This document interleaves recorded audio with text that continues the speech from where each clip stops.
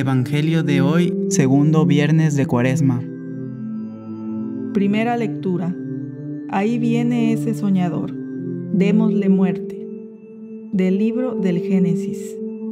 Jacob amaba a José más que a todos sus demás hijos, porque lo había engendrado en la ancianidad. A él le había hecho una túnica de amplias mangas.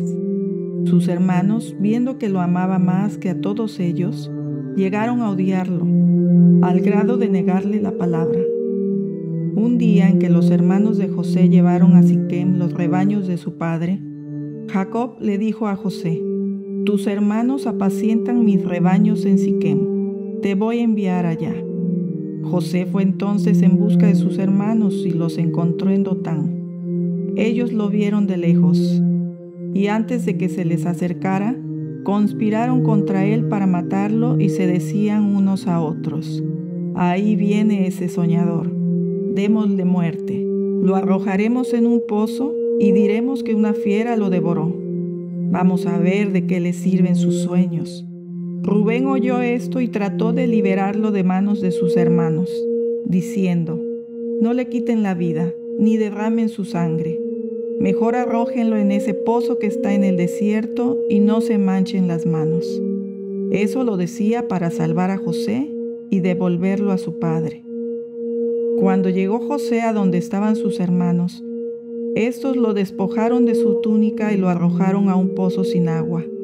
Luego se sentaron a comer y, levantando los ojos, vieron a lo lejos una caravana de ismaelitas que venían de Galaad, con los camellos cargados de especias, resinas, bálsamo y láudano, y se dirigían a Egipto. Judá dijo entonces a sus hermanos: «¿Qué ganamos con matar a nuestro hermano y ocultar su muerte?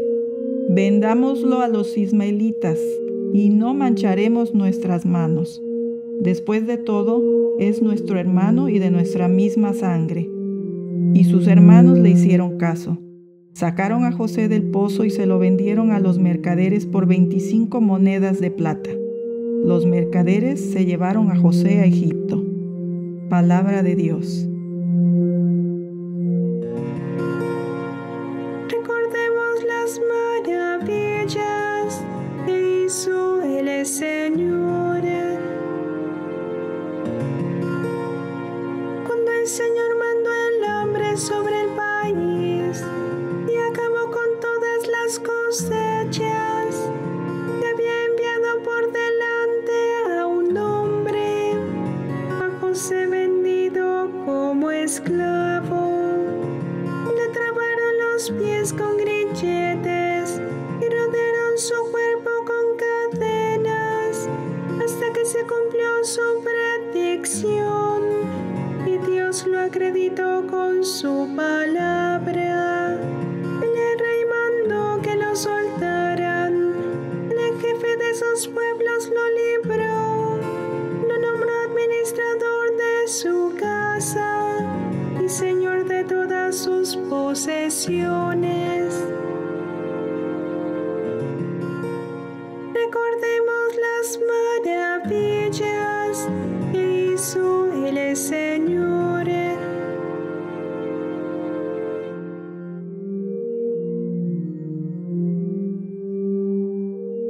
Este es el heredero, vamos a matarlo. Del Santo Evangelio según San Mateo. En aquel tiempo, Jesús dijo a los sumos sacerdotes y a los ancianos del pueblo esta parábola. Había una vez un propietario que plantó un viñedo, lo rodeó con una cerca, cavó un lagar en él, construyó una torre para el vigilante y luego lo alquiló a unos viñadores y se fue de viaje. Llegado el tiempo de la vendimia, envió a sus criados para pedir su parte de los frutos a los viñadores, pero estos se apoderaron de los criados, golpearon a uno, mataron a otro y a otro más lo apedrearon. Envió de nuevo a otros criados en mayor número que los primeros, y los trataron del mismo modo. Por último, les mandó a su propio hijo, pensando: «A mi hijo lo respetarán». Pero cuando los viñadores lo vieron, se dijeron unos a otros: «Este es el heredero. Vamos a matarlo y nos quedaremos con su herencia». Le echaron mano, lo sacaron del viñedo y lo mataron. Ahora díganme, cuando vuelva el dueño del viñedo, ¿qué hará con esos viñadores? Ellos le respondieron, dará muerte terrible a esos desalmados y arrendará el viñedo a otros viñadores, que le entreguen los frutos a su tiempo. Entonces Jesús les dijo, ¿no han leído nunca en la Escritura, la piedra que desecharon los constructores es ahora la piedra angular? Esto es obra del Señor y es un prodigio admirable. Por esta razón les digo que les será quitado a ustedes el reino de Dios y se le dará a un pueblo que produzca sus frutos.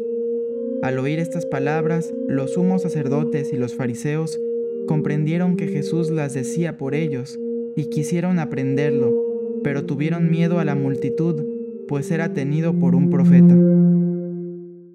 Palabra del Señor. Un saludo a ustedes, hermanos en Jesús, que escuchan el Evangelio de hoy en el canal Gracia TV.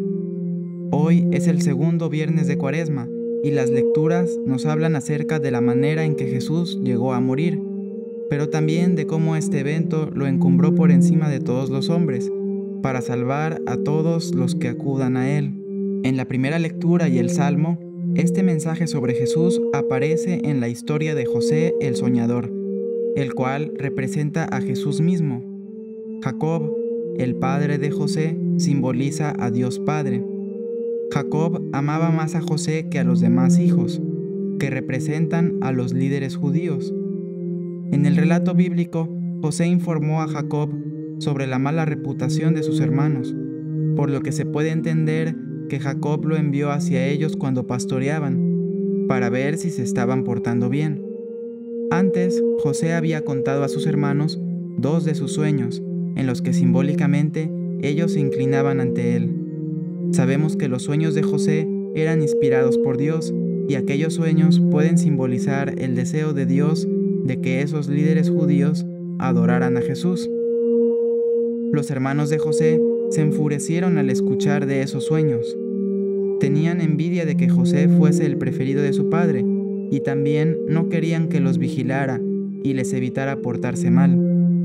Por todo eso, aunque deseando matarlo, terminan por despojarlo de su túnica, símbolo de su honra, lo arrojan a un pozo sin agua y lo cambian por el dinero.